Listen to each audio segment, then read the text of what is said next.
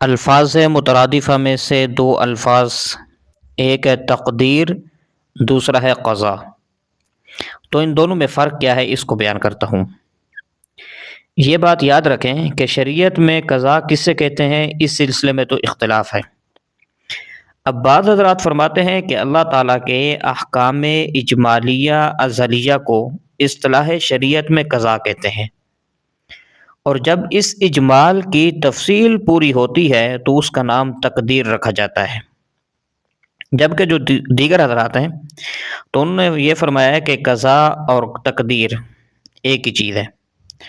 جبکہ مولانا قاسم نانوتوی رحمہ اللہ تعالیٰ فرماتے ہیں کہ احکام اجمالیہ ازلیہ کو تو اصطلاح شریعت میں تقدیر کہتے ہیں اور اس کی تفصیلات کو قضا کہتے ہیں۔ تو یہ ان دونوں کے درمیان فرق ہے۔ اللہ تبارک و تعالی ہمیں عقل سلیم عطا فرمائے، آمین۔